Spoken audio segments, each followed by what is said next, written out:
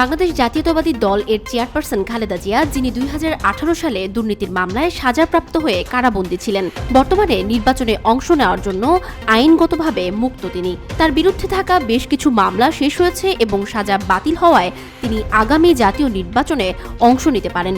তবে এটি শারীরিক অবস্থার উন্নতি এবং রাজনৈতিক পরিস্থিতির উপর নির্ভর করবে। খালেদা জিয়ার আইনজীবী বিএনপির vice chairman advocate Zainul Abedin জানান, খালেদা জিয়ার বিরুদ্ধে 37টি মামলা ছিল, যার মধ্যে অধিকাংশ খারিজ হয়ে গেছে এবং তার সাজা বাতিল করা হয়েছে। তিনি উল্লেখ করেন যে বর্তমান আইন অনুযায়ী তার নির্বাচনে অংশগ্রহণের কোনো আইনগত বাধা নেই, তবে শেষ পর্যন্ত এটি রাজনৈতিক সিদ্ধান্তের উপর নির্ভর করবে।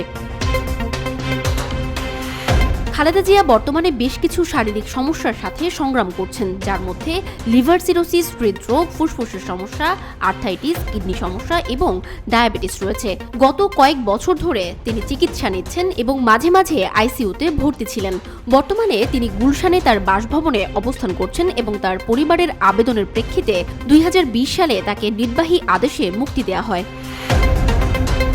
2018 সালে জিয়া অরফানেজ ট্রাস্ট দুর্নীতি মামলায় 5 বছরের সাজা হলে তাকে কারাগারে পাঠানো হয়েছিল।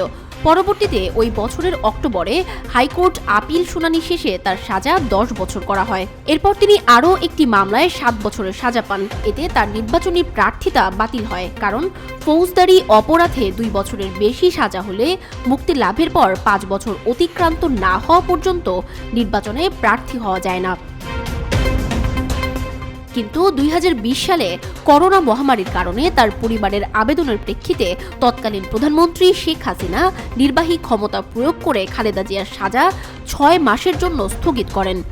ওই সময় থেকে তিনি গুলশানে তার বাসভবনে অবস্থান করছেন। তারপর সরকারের নির্বাহী আদেশে তার সাজা আরও কয়েক দফা স্থগিত করা হয়। 6 আগস্ট 2024 সালে রাষ্ট্রপতি মোহাম্মদ শাহাবুদ্দিন খালেদা জিয়ার সাজা মওকুফ করেন এবং তাকে পুরোপুরি মুক্তি দেওয়া হয়।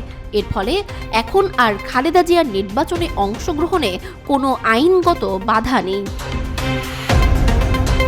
বিএনপি নেতারা জানান, খালেদা জিয়ার নির্বাচনে অংশগ্রহণের বিষয়ে দলের মধ্যে আলোচনা চলছে। বিএনপির স্থায়ী কমিটির সদস্য খন্দকার মোশাররফ হোসেন এবং ইকবাল হাসান মাহমুদ জানান, তারা নির্বাচনী রোড ম্যাপের জন্য অপেক্ষা করছেন এবং তার ভিত্তিতে দলের পক্ষ থেকে চূড়ান্ত সিদ্ধান্ত নেওয়া হবে।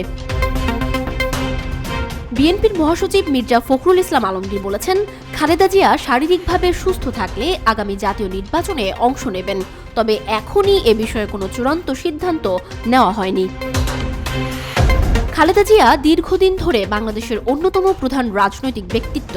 1991 সালের সাধারণ নির্বাচনে বিজয়ী হয়ে তিনি প্রথম নারী প্রধানমন্ত্রী হিসেবে দায়িত্ব নেন। এরপর 1996, 2001 এবং 2008 সালের নির্বাচনে তার দল বিএনপি জিতেছিল, তবে 2014 সালের নির্বাচনে তার দল বিএনপি অংশ নেয়নি।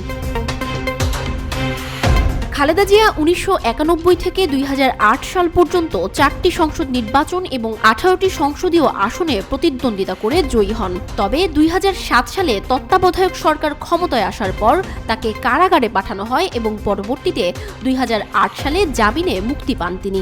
2018 সালে দুর্নীতি মামলায় তাকে সাজা দেওয়ার পর তিনি রাজনীতি থেকে প্রায় নিষ্ক্রিয় হয়ে যান। এখন যখন খালেদা জিয়া আইনগতভাবে মুক্ত এবং তার শারীরিক অবস্থা কিছুটা উন্নতি হয়েছে, বিএনপি মনে করে যে তিনি রাজনৈতিক মাঠে ফিরতে পারেন। তবে তার নির্বাচনে অংশগ্রহণের সিদ্ধান্ত দলীয় নীতি নির্ধারকরা রাজনৈতিক পরিস্থিতি এবং দলের স্বার্থের ভিত্তিতে নেবেন।